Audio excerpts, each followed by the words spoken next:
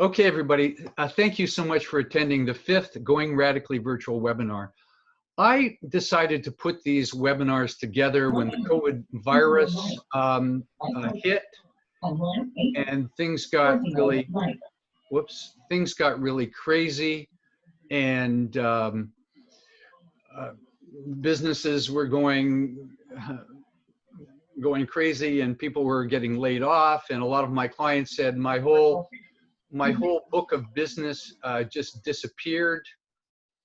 And so it got to be a pretty serious thing. And I said, well, how about doing a webinar to share what I think are some of the most important things we need to do as self-employed professionals during the pandemic?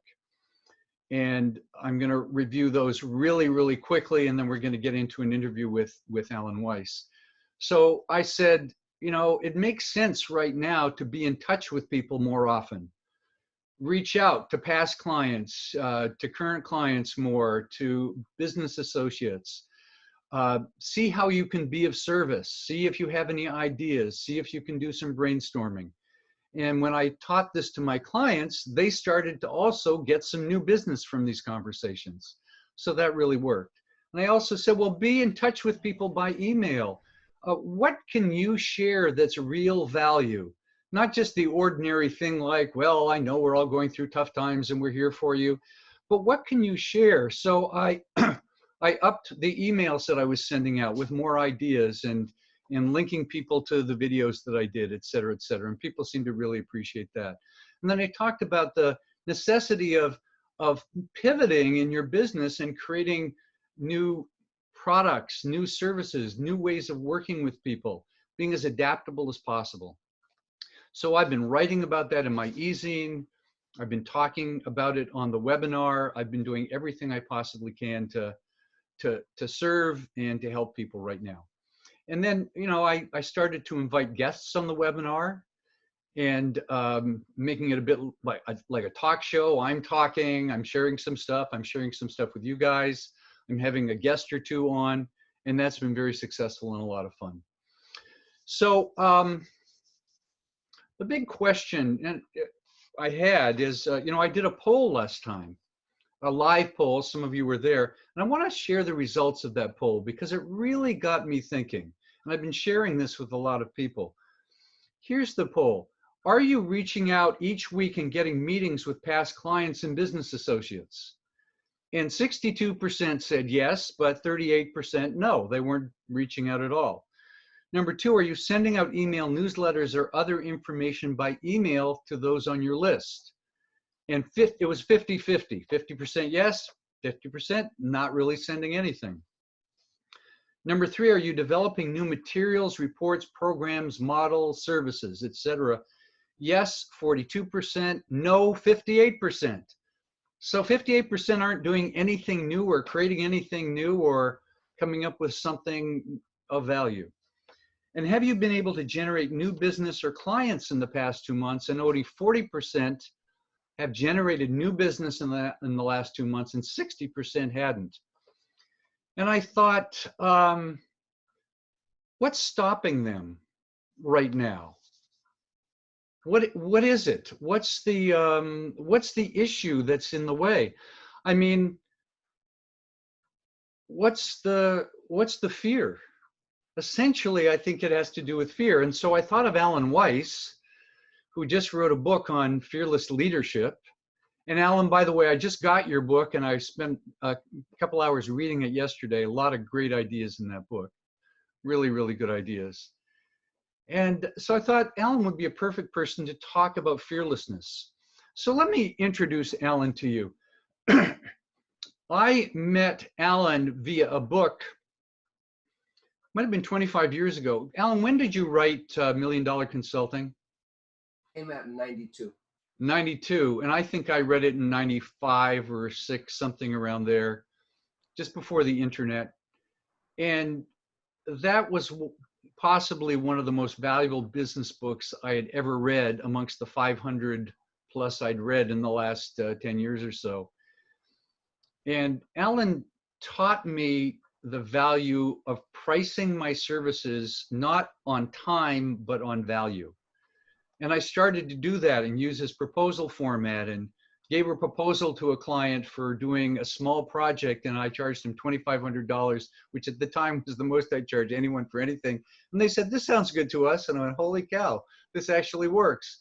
And then someone said, "I need help naming a book."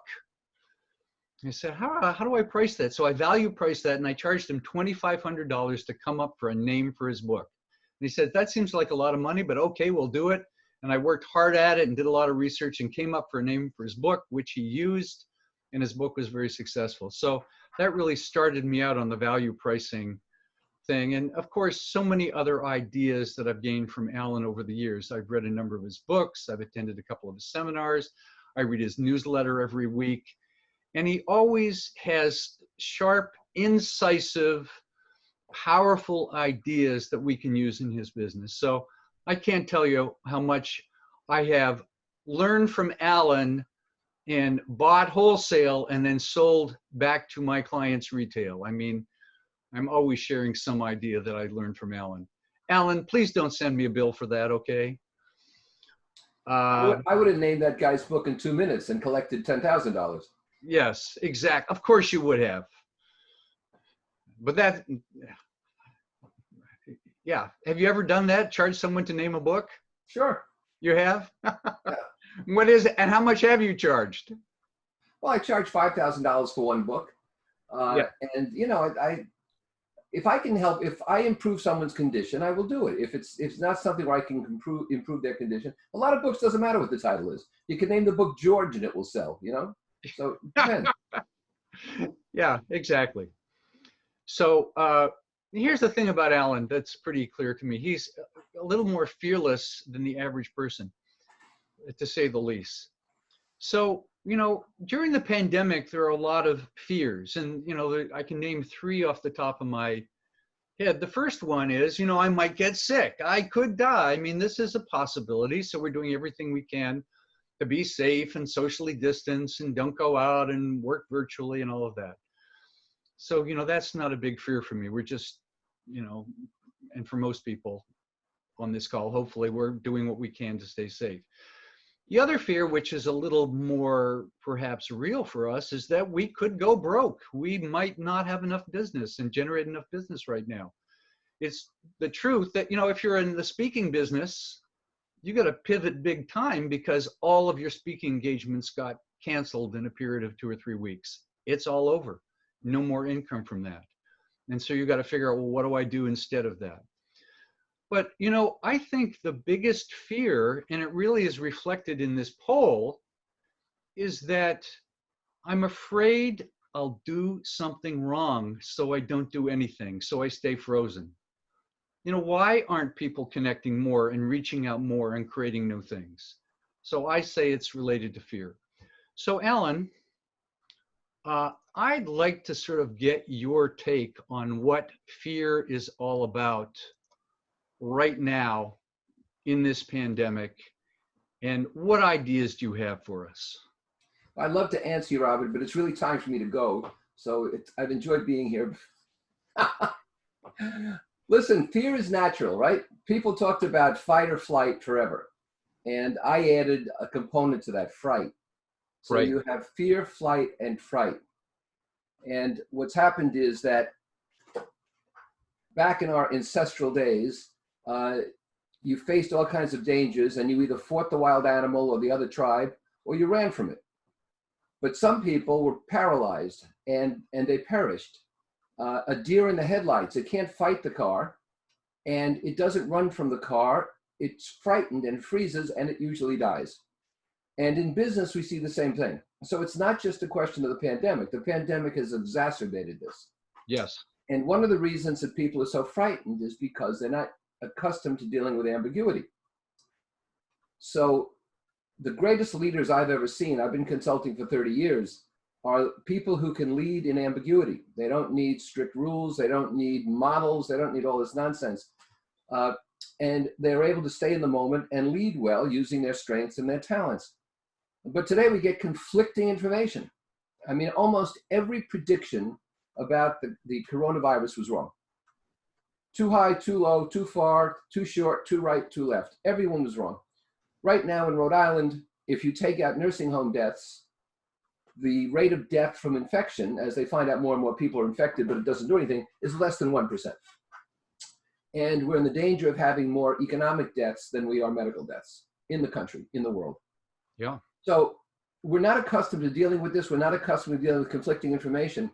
And so what you have to do as an individual, as an entrepreneur, is you have to ask yourself, what's the value I can provide, regardless of the circumstances? And given some restrictions like travel, how can I best apply it? And, I started a new service for people who can't afford normally to come near me. It's 90 days. It's $2,500 for 90 days. It's for the pandemic. And we talk once a week, and people have access to me by email. And I'm doing this all over the world. I'll talk to Dublin, to Oslo, to Melbourne, all over the world. I start at 7 in the morning. Wow. And it's a lot of fun. And what I'm finding is that no matter what culture you're in, no matter what nationality you're in, no matter what kind of coaching or consulting business you're in, that some people see this as an opportunity and they start to innovate. And some people see this as an almost unacceptable threat. And so they stick their head in the sand. Yep. The word for this is solipsist. Solipsist means you think only you are real. Nothing around you is really real. So what's happening now is we're emerging, which was inevitable. And people who are coming out of this darkness, who kept their heads in the sand, are going to be blinded by the light. And they're going to be frozen, fright. Yep. People who kept their head up and weren't frightened and looked around, they're going to go charging out, and they're going to have market dominance. And you can already see the beginnings of this. So I'll stop here before I ramble on too much, but fright and fear are part of the human condition. Normally and healthfully, you should run from a tornado or a large bear. You should be afraid of somebody with a gun, but you should never be afraid of walking into a buyer's office. You should never be afraid of walking on stage. You should never be afraid of writing something for a book. And so the question is proportionality and what's correct and not correct.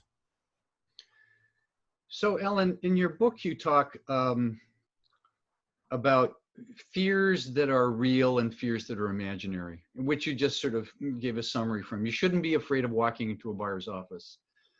I have a client right now who I'm working with and coaching and supporting, who's terrified of sending emails and talking to people. He's just terrified, so, and he's one of the worst cases I've ever seen, but it's not unusual. Afraid to reach out, afraid to talk to people. How do you help people with that when they're stuck in that? I mean, so many of us can relate to this. It depends on the degree. Yeah. If somebody doesn't know what to say, you can coach them on that. If somebody doesn't know how to open a conversation, you can coach them on that.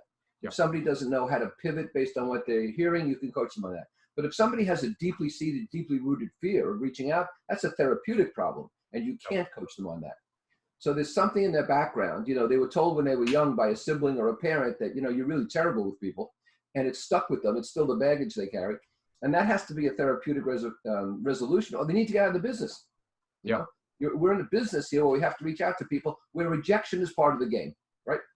So consequently, you have to understand the cause of the fear. You cannot remove a fear without knowing its cause. All you can do is adapt to it, put a Band-Aid on it, but you cannot remove it unless you know the cause. And so you have to approach these things a little bit at a time. The classic case is people who are afraid of flying, which is a phobia. And I can explain this if you like, but it's a phobia. They take short airplane flights and they finally get used to it. I advise people who are afraid to talk to a board of directors to talk to one director and then a couple of directors and then address the board. Right. There's also the rationality factor, and that's this. This ridiculous fear of public speaking is hyped. And, Seinfeld had a great routine. He was delivering a eulogy, and he says, according to statistics, people are more afraid of public speaking than dying, so I'm in worse shape than the guy in the casket, he says, The fact is, if you put yourself in the audience, when you've sat in the audience, you're not sitting there hoping for the speaker to fail, unless you're sick. You're psychotic. You're sitting there saying, I hope this is good. I hope it's something I can use. Audiences are innately supportive. Their default position supportive. And so if you're like that, why would you assume the audience you're in front of is unhealthy. They're like that too. So if you just use the rationality factor, the empirical evidence, you realize that most of those fears are simply mythical. Yeah, it's absolutely true. You know, you're talking to a lot of people right now all over the world, you said.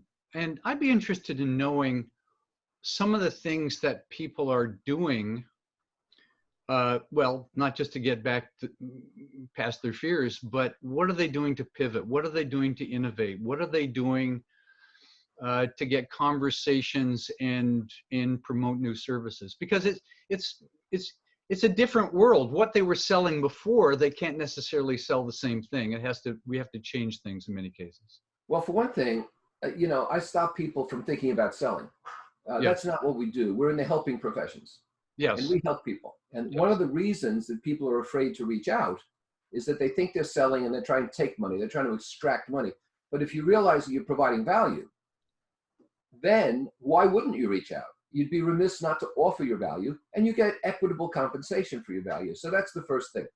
People wake up in the morning with one of two mindsets. Either this is a glorious day, it's a day full of opportunity, I wonder who I can help, or, oh my God, another long, slow crawl through enemy territory. So there are three things, Robert, that I recommend to people. One is, I think you mentioned before, and that is, I tell people to start calling everyone and to ask if you can help. Prospects, current clients, past clients, how can I help? No project, no proposal, no fee, how can I help you? Yep. That opens the conversation up. And if the person says, I need help over here, you say, let's talk about how I can help. The person says, well, I don't know. You say, let me tell you how I'm helping other people. The person says, I have no money. Say, I'm not talking about money. And of course, everybody has money. Everybody has money. It's just allocated elsewhere. You have to get it reallocated to you, all right? Yep. So that's number one. Number two is that you have to provide new services. So I launched this 90-day program that became ferociously successful. Other people are launching programs that are designed to work remotely, but they're new programs, they're new kinds of services. People are transferring what they do to Zoom, which I think is the best vehicle right now, or I've used Livestream. I use Livestream a lot. Now, and you have to understand, free and fee, this is a synergy, free and fee. So 3 or 4 weeks ago, I did a huge live stream, about an hour and a quarter, on how to work and live through this crisis from your home. And as we sit here, I've had 5,000 views. About 1,000 were live, about 4,000 have watched the recordings. So if 1% of those people become interested in me, I mean, do the math here. The third thing is that you have to get out into the public square, as I call it. And that is, regardless of who your buyers are and your expertise, you have to make a splash. You have to be heard. You know, you heard me say earlier, there are going to be more economic deaths than medical deaths. People don't like to hear that. A lot of people are upset with that. Good, that's what I do for a living. I provoke people. You know, what did Jesus do? Comfort the afflicted, afflict the comfortable. And so I believe you have to be contrarian and provocative. You know, next week I'm doing a live stream on how to organize your priorities in life in a new world. And, you know, that's not free though. You pay for that one. And so this is the free fee combination. And, you know, I would suggest that these three items that I just mentioned are what the people who are being most successful here are doing. And they understand that it's not going to work every time, but they are absolutely persevering. Well, I'm finding this true. Yes.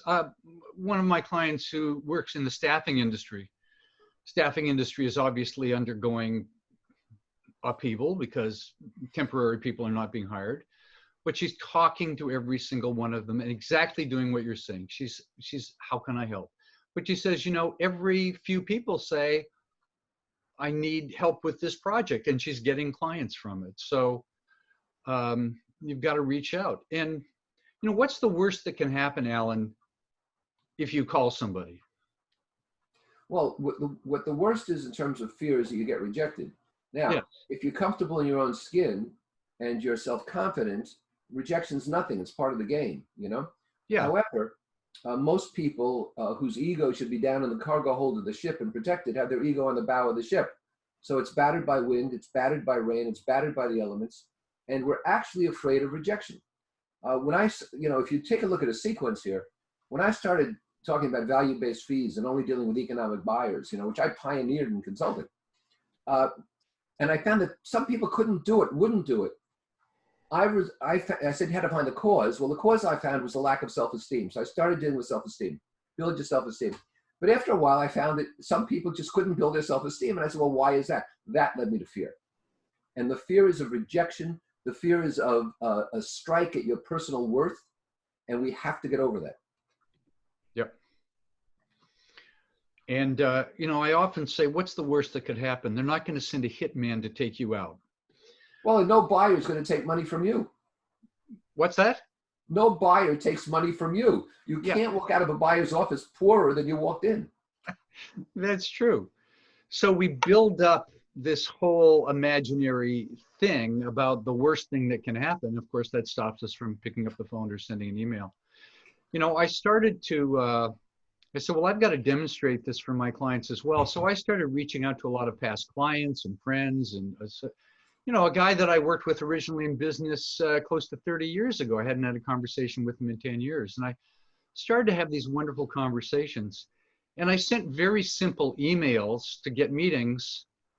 We're talking 2-sentence emails. Hey, I'm just thinking about you right now. How's it going during the pandemic? Would love to catch up and see how you're doing. And I got 100% response from these emails. What marketing do you get 100% response from? So, in these days, people are willing to take your call. It's a lot easier than you think. But then I'd show people how to do this. And then I'd say, send me your email. What are you doing? And they'd have this long 6-paragraph email. It's funny. It's sort of that people often think, well, I've got to make it complicated and tell them everything I'm doing and what, blah, blah, blah. And you don't have to do that. I'm not sure what you're doing, Alan, if you're just picking up the phone or, well, you don't really have to with your list. You're just putting it out what you're doing, right? Well, it's not only that. I mean, what all of us should be thinking about is the power of a brand. When your brand is powerful, people come to you. The usual definition of a brand, it's a representation of consistent quality. But my definition of a brand is it's how people think of you when you're not there. And so people should start building their brand around their name, not around some kind of, I have $1 Million Consulting, I'm the contrarian, but those are sub-brands. You want people to think of your name and come to you. When you do that, you don't have to worry so much about outreach.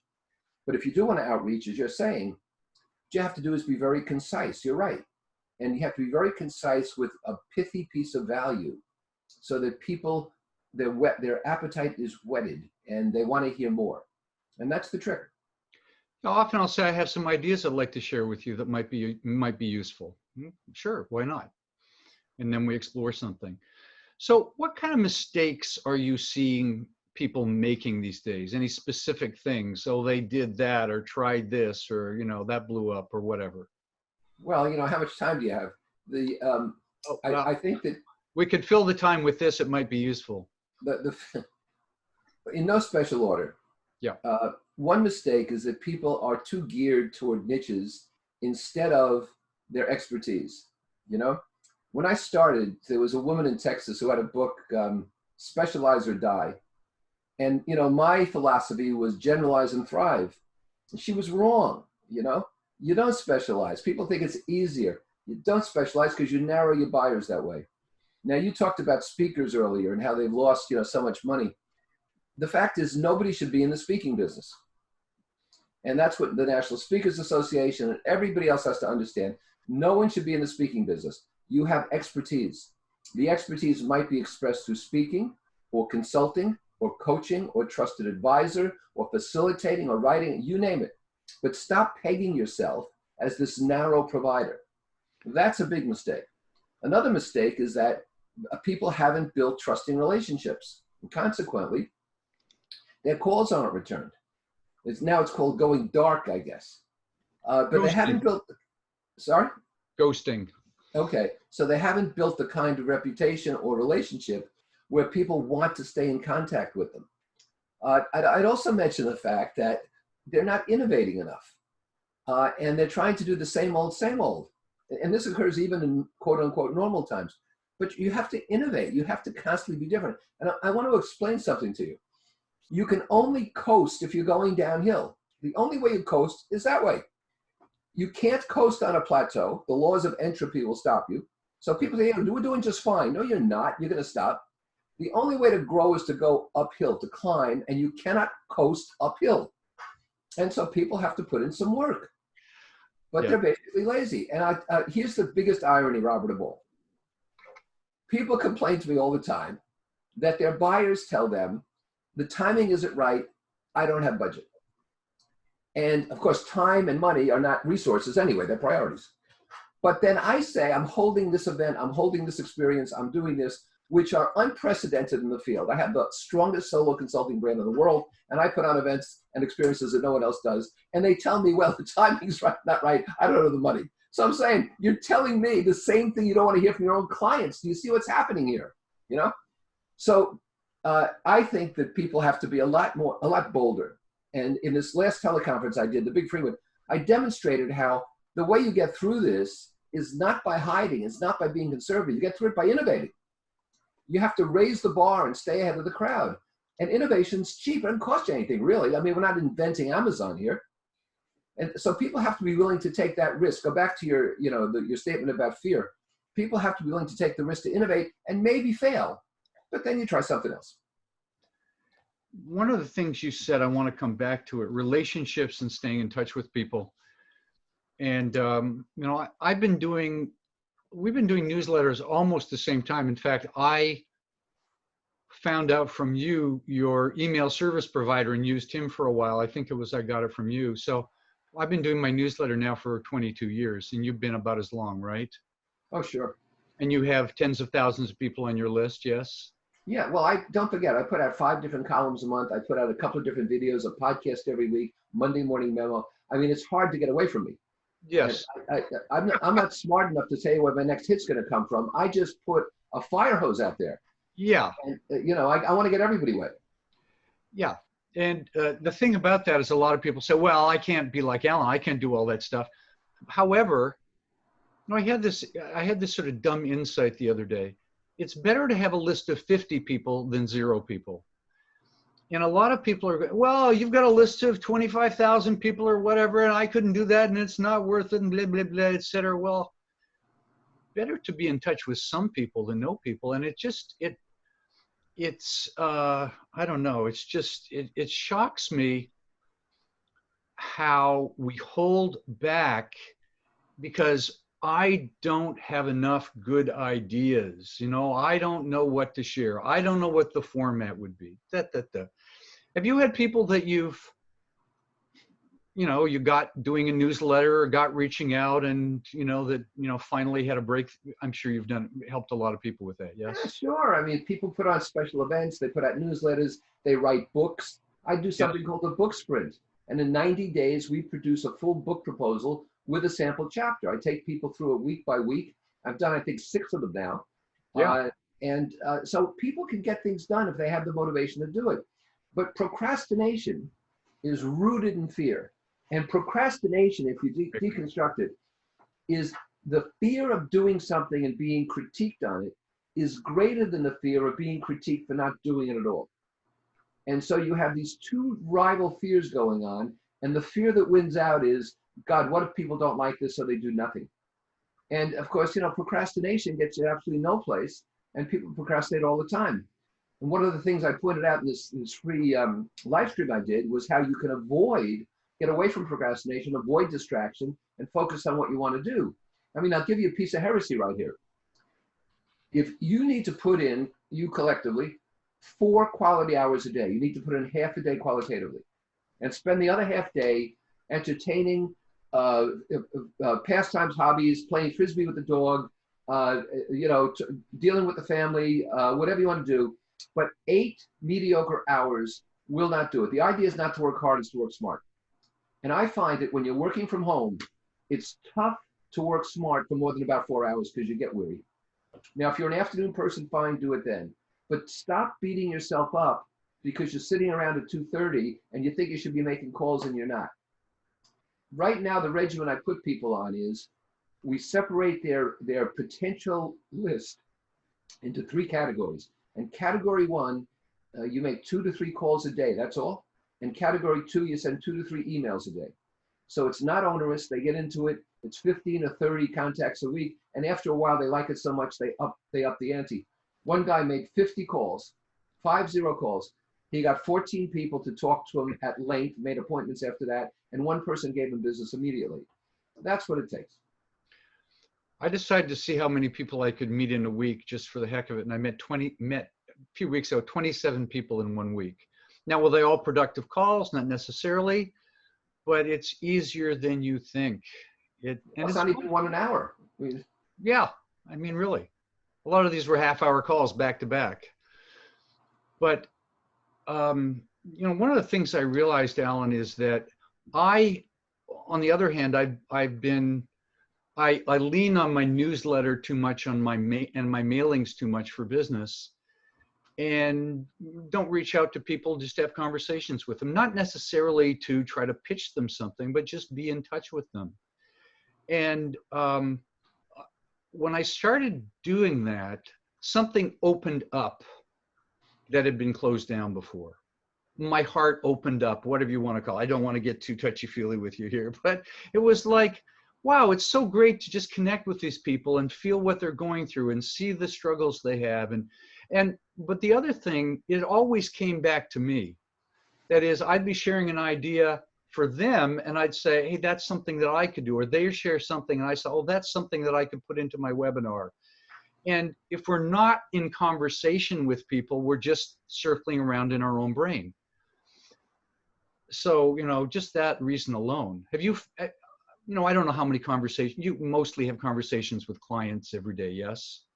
Yeah, right. Because of the circumstances, because of the special program I launched, I have about 7 or 8 coaching calls a day. They're 20 to 30 minutes. Wow. And they're absolutely exciting. I mean, the other morning at 7 a.m., I talked to a New Zealander who's working in Tokyo. And then the next call was with a Croatian working in Oslo. And they're fascinating calls. Yeah. And so I'm able to share best practices as I learn them from these people in real time. And then on the Zoom calls I do, on the Zoom workshops and so what I do, it's a different kind of interaction. And live stream still a third kind of interaction. So, I'm having a great time. And I'm not saying I'm having a great time because of the illness that's afflicting people, but I'm having a great time because I'm able to help so many people. Yeah. And it's very rewarding. Yeah, I felt completely energized by this. It was like, here's the opportunity to step up and practice what I preach. Reach out, connect with people, support people, come up with new ideas. I mean, I wake up every morning excited about the possibilities. And hopefully that will create some momentum into the next year. So I'd like to open it up for a question or 2 or 3 from people on the call. It could be something to do with getting past your fear, a particular marketing thing or selling thing or reaching out, or relationship or anything. Alan has the ideas. So Bart, I can see Bart raising his hand on my screen. I don't know what you Hey. You hear me?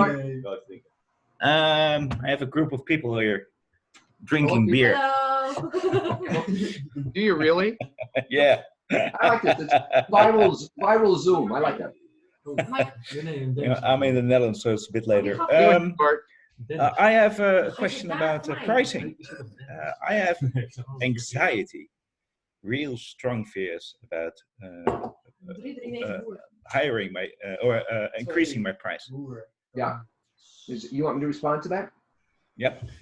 Just tell me quickly what kind of work you do. I do executive coaching. What kind? Executive coaching. Okay, thank you. Robert, you want to mute everybody again, please? Yeah, I'm working on it here. All right. Okay, so Bart, thanks for your question. And a lot of people have fear about raising their fees. When I was learning the business in the 70s, I worked for a guy who had a firm in Princeton, and he had a strategy product. And at 26 years old, he yanked me around to his executive offices in Manhattan. And at that time, you could smoke a cigar, and he smoked a cigar. And the strategy was $50,000. And one day we got in the elevator, and I said to him, Ben, what about the cigar? He said, what about it? I said, it's kind of rude. He said, I need it.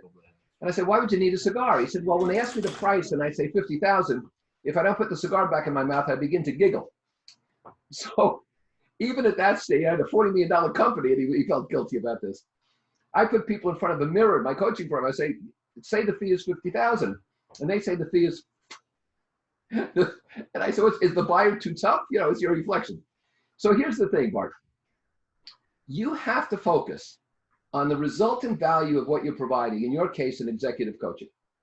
And so what you're doing, I would assume, is you're helping executives to communicate better with investors or the press or their employees, or you're helping them evaluate employees better, or you're helping them negotiate better or make better acquisition decisions, yada, yada.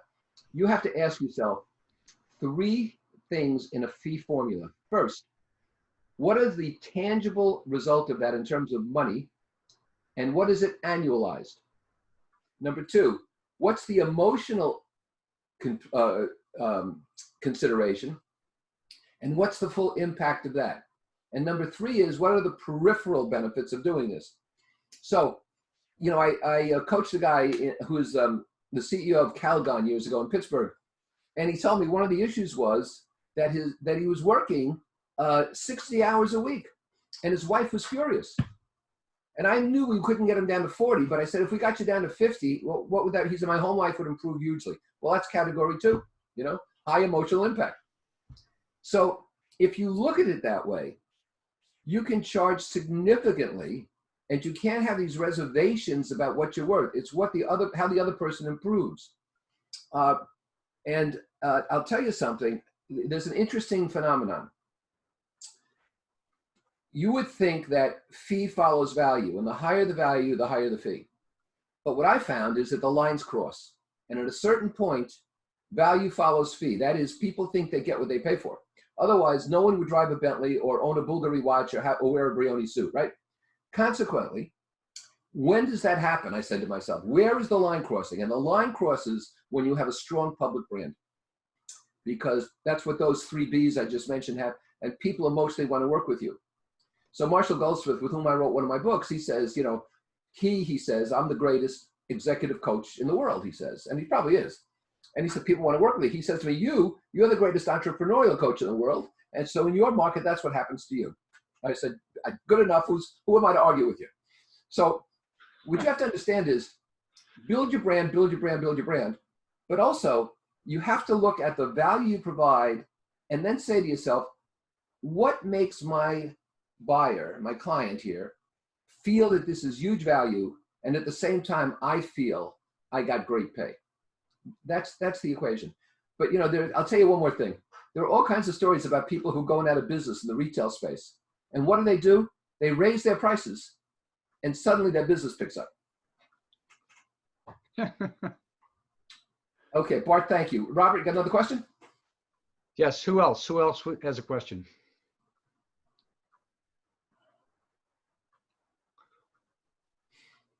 You know, somebody does. Peter's got his hand up. Okay, we have. I gotta unmute myself. Okay, yeah, my question is just a technical question. Well, how come you don't use Skype? You mentioned Zoom and you mentioned live stream, but you didn't mention Skype. Do you use that at all, or anybody? It's very ironic that I'm being asked a technical question, but Peter, here's the answer. If a client of mine wants to Skype, I Skype. If there's a choice, we Zoom, because Zoom has far higher reliability, far higher quality. And for any kind of meeting, like I just finished a couple of mornings of workshop on building communities. So for 3,500 a person, I got 10 people in there. I don't want to run the risk of having a problem with Skype, and Zoom handles groups like this far, far better. So that's why I use it. Okay, all right. Thank you. You're welcome, Peter. Very good. Okay, next is Rita. I've been looking at all the chaos that's been created because of the pandemic, and I work with mostly nonprofits, and as they try to emerge from this, it's not going to be back to normal. And I see a tremendous market for coaching, because they're going to have to reassess everything, and they're not used to having to do that. As well as the fundraising, is not going to go away, but it's going to it'll have to be done differently. And so do you have any recommendations for approaching that, because it's a very sensitive time. I do. And so right now I'm the president of Festival Ballet Providence. And my wife and I, between us, have been on about 12 nonprofit boards over the years. And everything you just said is absolutely true. And so here's what I think the real issue is, and the priorities and the value. These nonprofits have never really set strategy well. It's not something they're good at. And they haven't bothered to invest the funds to get someone who is good at it. So what they think is strategy has usually just been a change in tactics. You've also had either friction or disconnect between the board and the executive director and so forth and so on. Thus, the big opportunity right now is to understand that no strategy that existed pre-crisis, whether it's the United Way or the Red Cross or Microsoft or a chain of beauty salons, is going to be the same post-crisis. It can't possibly be the same. So they have to be changed. And for the nonprofits, the radicalism is this.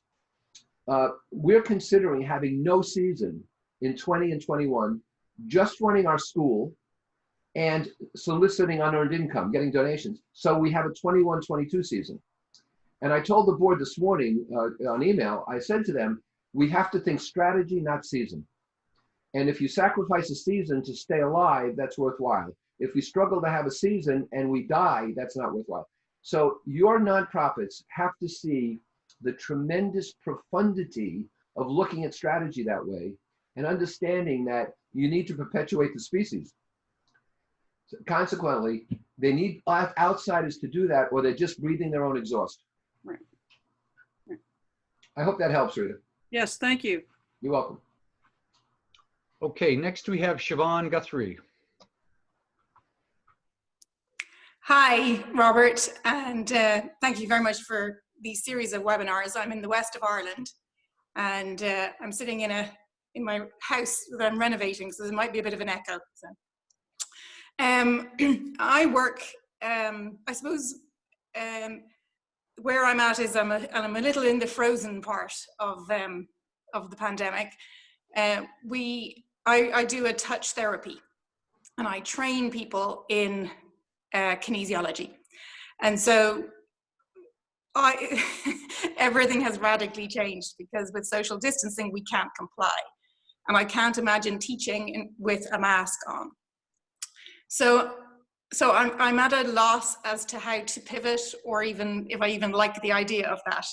And so I was just wondering if there's any suggestions about how I can look at this differently. I do have some suggestions. I mean, the same applies to massage therapists and to some extent to beauticians and manicurists and so on, but more so to you. So I tell you this. First of all, I would get used to the fact that even after restrictions end, you're going to have a hard time, because people will still be reluctant to do it. Yeah. It's just like if people say, look, it's okay, you can put 300 people in a theater now. I don't think that there might be 300 people willing to be there for a while. I think that's part of the fright. So this is not short term for you. The second thing, I would ask you this question. You don't have to respond now, but just think about this later. Yeah. Why do I do this? What is it that happens that improves people? And why is it important? And I would find some other way to achieve it. And so I know that might be difficult and it might not be your passion, but I think you at least deserve to give it some thought. Because one thing I've learned in this business with my corporate clients is there's more than one way to do something well. There's usually not just a royal road. And consequently, I have this phrase, I never argue with success. So if somebody says to me, Alan, I didn't do it your way and I got a $100,000 piece of business, I never argue with success. That's fine, good for you. There's more than one way to do things. The question is, which way will most likely succeed most of the time? And so if I were you, I would take a look at the salutary effects you create for people and ask myself, can I do that through helping them with meditation? Can I do that with helping them through movement, like the Alexander technique or something? Can I help them with a series of videos or a series of podcasts? Can I help them think through things that will get them to the same state? I don't know if that's possible, but I would start there. Okay, thank you. Thank you, Alan. Where are you located? I'm in the west of Ireland. Yeah, but where? Oh, in Westport, Mayo. Yeah, I've been to Ireland a few times. I love the country. I love the people. If you know Galway, I'm about an hour and a half north of Galway, which is the west, yeah, from Dublin. Yeah, we went from Dublin up to the northwest. Yes. Just Donegal, maybe? Yeah. There's a guy with me for 12, 15 years named Mark Donovan. He's in Dublin. And Mark has never left Dublin to consult. And he said to me once, I need a brand, Alan. I said, your brand is the neighborhood consultant. And through good times and bad, thick and thin, he's made a great living just in Dublin. So nice to talk to you. Thank you, Alan. Thank you. Thanks, Siobhan. We have a couple people with their hands up. If you would like to ask Alan a question, put your hand up. It shows up in the queue, and then we don't have any waiting time. So be courageous. Click on below to put your hand up, and then we'll take you. The next is Ken Prevost. Ken. Yes, I have two questions for Alan. One is, how does a one-man, how do you do it as a one-man show, given the amount of business, number of contacts, and so on that you have? How do you get through that? Well, I work about 20 hours a week, unless I'm traveling somewhere. And my feeling has always been lean and mean. I've never had an employee, ever. And my feeling is also success over perfection. So I never seek perfection, I just seek success. And today, speed is as important as content, Ken. And so I want to be fast. So when I write from my head to the screen, I touch type, boom. I don't go back and say, gee, I said there were 4 points. I wonder if there were really 3 or 6. If I said 4, it stays 4. I'm the expert, right? And I educate people that way. So the people I coach, they know to start with a question, right? They know that they don't start by giving me background. I don't want background. I never want background. Ask me your question. And if I need more, I'll ask you. Another technique, never tell people everything you know, only tell them what they need to know. You know, I was coaching a guy earlier today, and I finally said, stop. I don't want to hear narrative. I don't want to hear what he said, she said. What are you trying to find out? How can I help you? And so, you know, this is the college professor syndrome. They give you their entire, you know, PhD dissertation. Just answer my question. Where's the restroom?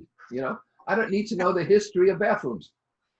So speed is everything. I never self-edit. I never second guess myself. I just go out and do it, and it's not about perfection at all. What's your second question? What's the gold record on the wall behind you? That is, I think Sinatra was the greatest singer of the American songbook ever in history. No one near him. And that is the gold record of My Way. Wow. And over, where the hell? Oh, and right above him, can I see myself here? Here. Yeah, we can't see that, but. Okay, so that's a picture of James Carville and me. Some of these other pictures of other speakers I've had at my events. I bring these speakers into my major events. So I had James Carville come in, the political strategist. And that's at the end of his session. He's got his hands on my shoulder. And at the end of the session, Carville says in my ear, Alan, was I okay? Excellent. Thanks so much. You're welcome, Ken. You're saying even the most successful people can be insecure, huh? A lot of people have fears. A lot of people? Yeah, all of us have some, I suppose. Except for you, Alan, except for you. Hey, I fear a hurricane. I fear a tornado. I fear a bear. I fear the right stuff. I don't fear rejection. You know, I kind of had a breakthrough a few years ago having to do with fearlessness. I changed my email newsletter from More Clients to the Fearless Marketer. And that's where I'm coming from. You know, I loved everything you said, like from head to type, just keep moving forward. We analyze, we over figure it out. We get so stuck with that. Anyway, next person is Tim Kiss. Tim, unmute yourself. Alan, how are you? Thanks, Robert. Hey, Question. How do you go from one smaller geography into a larger geography? And particularly, I'm in Canada, I'm in Winnipeg. How do I move out of Winnipeg into other provinces and ideally into the United States? I'm a management consultant. I have a huge amount of clients in Canada. And back in the 70s, I used to run Canada for a year, actually. I've been to more places than you've been. I've been to Trois-Rivières and Chicoutimi and, you know, Hamilton and London and all these places where I don't really need to go again. But I love Canada. I have a lot of Canadian friends. So here's the thing. Winnipeg and Regina and around there, you got to get out of there, right? There's not enough business there. And so you need to go to Vancouver and Toronto, in my opinion. And you need to do something there. You need to spend a week seeing people, establishing relationships, hold something like this, but invite people from those two cities to a virtual event. Hold a breakfast there for people at a certain level who are your potential buyers. So you can do it in reality, you can do it virtually, but you have to appear there. Write an op-ed piece for the Vancouver paper and the Toronto Sun-Times. So establish a presence. And if you don't want to move your domicile, don't want to move where you live, make sure you spend time there. You know, I told somebody, 2 hours outside of London, go into London for 3 or 4 days. Have an appointment, do some, poking around, meet a newspaper editor and so forth and so on, twice a month. Now, the United States, you folks are sitting on top of the most powerful economic engine in the history of the world. And my best Canadian clients have figured out ways, very simply, to go south. I said, go south. I spoke in Toronto, though, to a group of consultants and speakers and so forth, and they all whined and moaned, and there's paperwork and there's visas, and I can't do it. Of course you can do it. I work in Canada all the time. You can work in the United States. Just fill out the damn paperwork. And the best thing to do in the United States, I mean, look at all the Canadians who have been so successful in the United States, right? I was on Jeopardy once, and I got clobbered. I got creamed on Jeopardy, but Alex Trebek, the host, is Canadian. I wanted to kill him, but he's the host. Peter Jennings, a great newsman, was the host. So anyway, Canadians are very well accepted. They can make it here. They mostly speak the same language. So you need to do the same thing I just recommended, but you need to do it in Chicago or Seattle or Boston or someplace like that. You don't need to go to Dallas or Miami unless you choose to. And you need to establish a presence. So you write something for the Boston Herald. You hold a meeting at the Copley Square in Boston, and so forth and so on. And so you have to act like someone who is comfortable locally and can act locally, and people will accept you. I'll tell you something. It doesn't matter what your age is, what your gender is, what your ethnicity is, what your origins are. 98% of people today are interested in value. 2% are bigots, 2% are, psychotics, but 98% are interested in value. And if you can provide value, they will listen to you. So when I said get out in the public square, you just have to choose a different public square. I write a monthly article in the Winnipeg Free Press, which is our largest daily, but I should look at taking that and getting it into other papers because the content works anywhere. I've been doing it for 2 years. Use that as a lever. Okay. Thank you very much. Welcome, Tim, do you have a newsletter? I don't, and I should. And I know that Alan would look at me and say, why don't you have one? And I will on my to-do list immediately. Like I said, 10 people is better than 0. Start somewhere. I have been living in a little town of Boulder Creek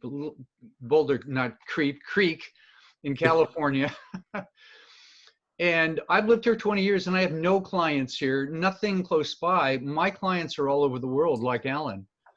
I've done a program recently where 2 are from India, 2 are from Dubai, 1 is from Ireland, from Netherlands, other from US and Canada. People are all over the place. So, there's no barriers with email. You can, some of my best clients are international. I have clients in South Africa.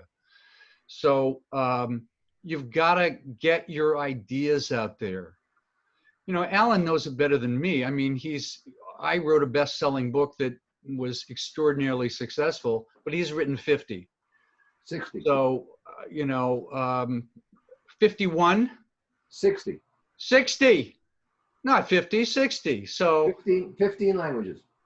I went to your website and counted them, but I guess I missed a few. But it's a lot. So, but that can be intimidating. It's like, well, Alan's written 50. The chances of you writing 50 are probably not high, but it's not so high to write 1 in the next year or 2. You got to start somewhere, and more articles and a newsletter, and I'm not quite as ambitious as Alan. but that's okay. I'm okay with that. But I still put stuff out regularly. Right? Robert, on the screen I see Sandy's hand up. I don't know what the cue is here, but I'm just want to let you know. Well, the next hand I see is Rich Moorman. Thank you, Alan. Okay, go ahead.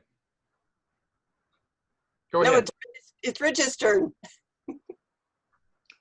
Okay, I'll go. Okay, fine, Rich. Hey, Rich. Thanks.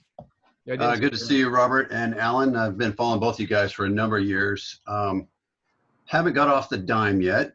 And the question I have for you today is, how important is getting started with message and content versus having your brand figured out yet? Does it matter? Can you start with, yeah, I don't know who I am, but I got some good stuff? Or is it more important to sort out the brand, like Robert talks about a lot, before really jumping out there? Thank you. So your ultimate brand is going to be your name, and it's too soon to do that. So, but let me change the discussion somewhat. What you have to start with is communication in terms of relationships. This is a relationship business. You and I are in the marketing business. We're not in the consulting business. We're in the marketing business for our expertise. Consequently, you've got to start making relationships, gathering names, going to see people, helping people, doing pro bono work, and so forth.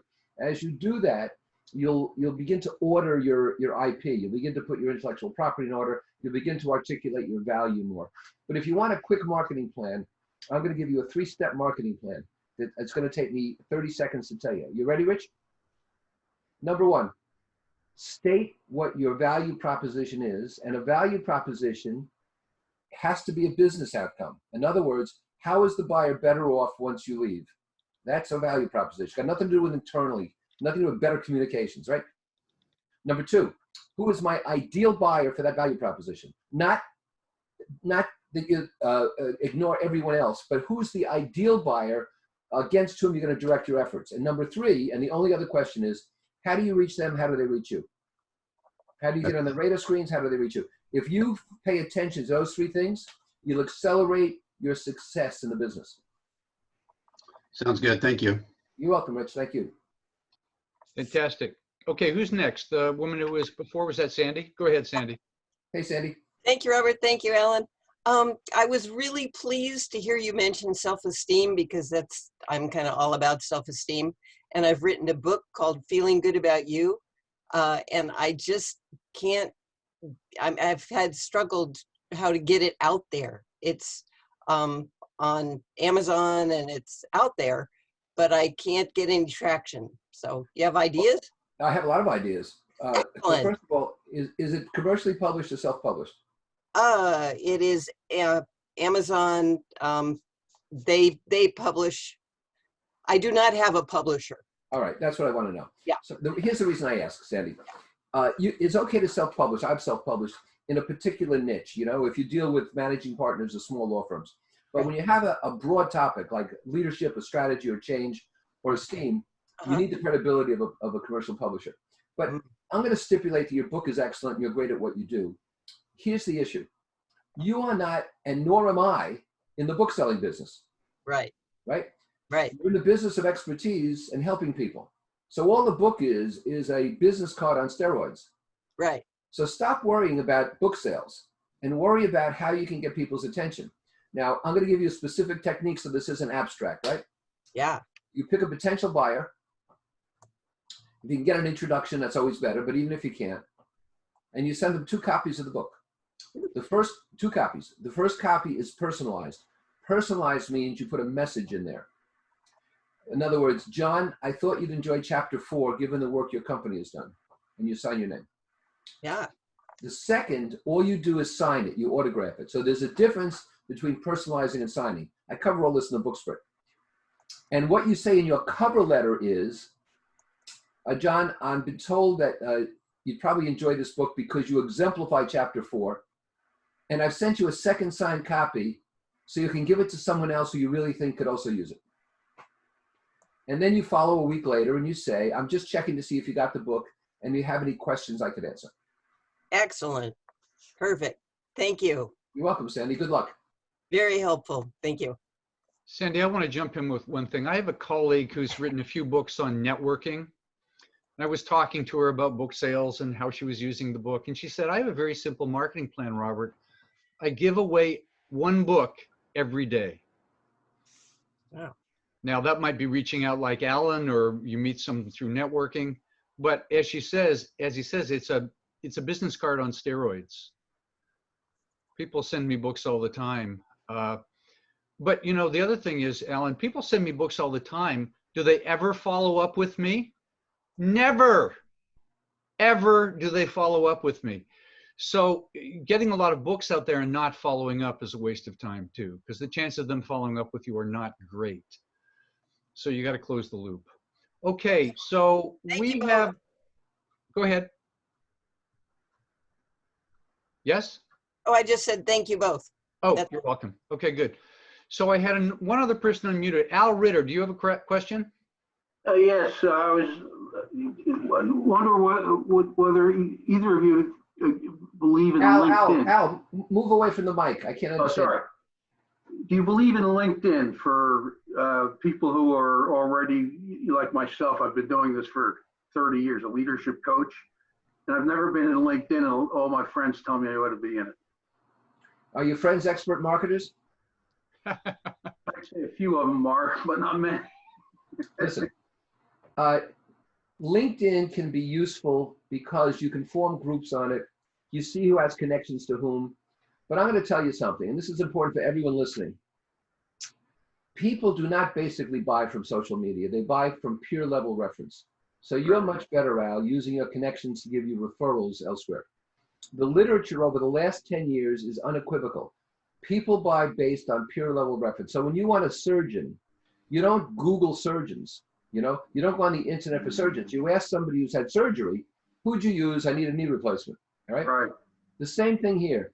I need a good consultant in change management. Who have you used? All right. Jonah Berger, who's been another person who's worked for me, who I've invited in, University of Pennsylvania Wharton School. He wrote Contagion, Invisible Influence. His recent research shows that only 4% of peer-to-peer reference comes from the internet. Everything else is interpersonal. Wow, I didn't know that. Yeah. So if you're not on LinkedIn and you've been doing this for 30 years and you're happy, I wouldn't worry about it terribly. Well, I'm not always happy, but I hear what you're saying. You know? And I'd work on getting happier. Yeah. Well, thank you. That's great. Thanks, Al. Yeah. Thank you, Al. Rita has another question. I was wondering your thoughts about having your own YouTube channel, if it's productive or not, as examples to potential clients. I have 2 channels. My technical team, it's an outside firm, puts my videos on there. Some of them are only accessible via a link and a code. They're not open to the public deliberately, of course. Some of them are open to the public. I have found that they can be helpful and not essential.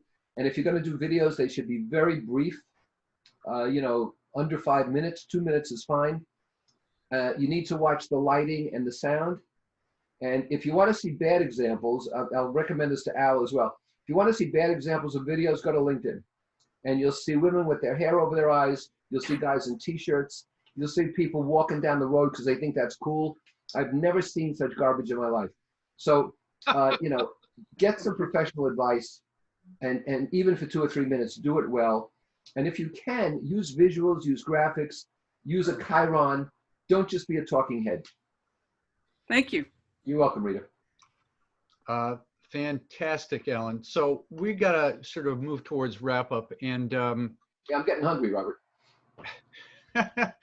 So first of all, how people can get in touch with Alan is he has a website, and it's summitconsulting.com. No. AlanWeiss.com. Robert. Oh, AlanWeiss.com. AlanWeiss.com. Does Summit Consulting no longer exist? It does, but why take the long road? Summit Consulting is just a legal framework. So AlanWeiss.com. Fine, AlanWeiss.com. Great. The other thing is, Alan is putting together this live stream next week. When is it next week? It's on Thursday the 21st. Is Thursday the 21st? It's on Thursday the 21st. It's at 11 o'clock Eastern. It's recorded. Okay. You can submit questions in advance. You can submit questions while we're talking, and you can submit questions after, and it's recorded. so you can go back and watch it at any time. And you mind if I just tell what it's about, Robert? Give us the lowdown. It's how to set your priorities for your life and your career in this new world. And I'll be covering things such as the fact that organizations are now porous. They're not the old organizations, P-O-R-O-U-S, porous. You've got full-time employees, part-time employees, you've got consultants, you've got people working at home, people working in the office, people alternating, a new kind of business that people aren't sure how to lead or run or use teams for. I call them hybrid organizations. You've got organizations right now that are opening up in these phases, but ironically, if they open up too fast, if it's not a rheostat, but it's a switch, they'll attract too many customers and they don't have the capacity to fulfill what they have to, and customers will walk away mad. So I'm going to cover 8 or 9 things like that you have to be aware of. And then I'm going to cover also the personal side, which is how you keep your momentum, how you can permanently adapt what we've learned about remote, what can't be remote, and how you can enjoy a much richer life in this new world. In other words, there's great opportunity here, and it's not something we're going to have to carry some burden on our back if we act the right way. So, Robert, thank you for that opportunity. Fantastic. So now, immediately after this closes, I have an email queued up that will go out to everybody that signed up for this with the link that takes them to the information page about this. So you'll be getting this in just a few minutes. And now, if you mention Robert's name, you get $100 off. Yeah. So when you go to the page, there's a link, and if you decide you want to do it, now it has a price tag on it, but there's $100 off. Now, I'm not 100% clear how they get that, where they put the name in to do that. My site doesn't charge, my office does. So even though the site will have a price, you get $100 off. All they have to do is, there's a remarks area. Just type in Robert. Okay, in the remarks area, perfect. Or comments area or something like that. Or in your address. It doesn't matter. Right. Just put Robert somewhere. Sent me, whatever, if you want to get the money off. Okay, fantastic. So Alan, thank you so much. Great ideas. I know we didn't tax you too hard. You've shared some of these ideas for so many years. I even heard some of these stories before, but they always are fresh and new and valuable and fun. The one with the cigar in the mouth, I've told that to many people. I hope you gave me credit. Of course I give credit. Always give credit. Robert? I give credit all the time. Yes? I raised my hand several times. I don't know if you have time for one more. Okay, yeah, your hand didn't show up. Go ahead, Brad. We'll do Brad and then we'll go. Go ahead, Brad. Hi, Alan. So my target market is patient investors with a minimum of $25,000 who want to diversify their portfolios to build generational wealth. How do I find people like that? Well, that's a very low bar. $25,000 of investment? Yes, up to 2 million, but that's the minimum. Well, it's going to take a lot of generations for that to come. I would suggest to you that you launch an initiative that says, if you improve by 1% a day, in 70 days, you're twice as good. People don't believe that till they do the math. That works. And so you have to say $25,000 is adequate to create this kind of wealth in this time frame. And what if you had more than 25,000? And so now's the time prices are depressed. Now's the time to look at things. And then, do you have clients right now, Brad? Yes. Get some testimonials. Get some video testimonials. Good idea. And I think that's the splash you have to make. Now, in your case, you can use social media because you're looking for a retail sale here. Great. Thank you. You're welcome. Brad, I just want to add something. I'd also look for associates that you can tap into their network. For instance, this is something I've helped some people do. You've got accountants, you've got other financial people, you explain what you do, they understand it, and you find a way to introduce it to their people. It's all about relationships. So, when you're doing something like you're doing, you're kind of a stranger and I don't know what it is, and it's a financial thing. So those relationships can be very, very important. I'd really work at developing those. Yeah, it's CPAs. Yeah. And financial planners, and especially mortgage consultants are my best referral partners. So I am going after them. So right. Good point, but I'll go after them with more of a vengeance now. And then, you know, say I'd be happy to do a presentation for your clients for at no cost that will show them a new opportunity in real estate, blah, blah, blah, something like that. Okay. Okay. Thank you. Good luck. Thanks.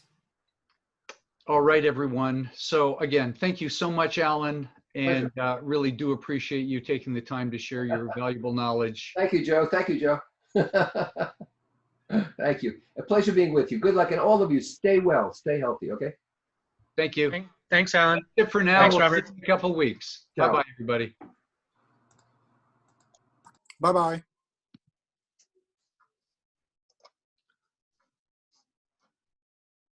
Bye, everyone. Bye, Robert. All right, And good show. Good show. Robert, that was excellent. Thanks. Thank you. Yeah, Alan is the best. so are you, Robert. So are you.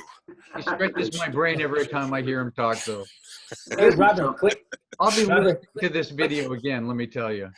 Quick question. Where is the raise hand icon? I've looked all over That's a good question. I don't know. Maybe it's not on everybody's thing, but Actually, it's under participants. You click on participants, and that's one of the options at the bottom. ah.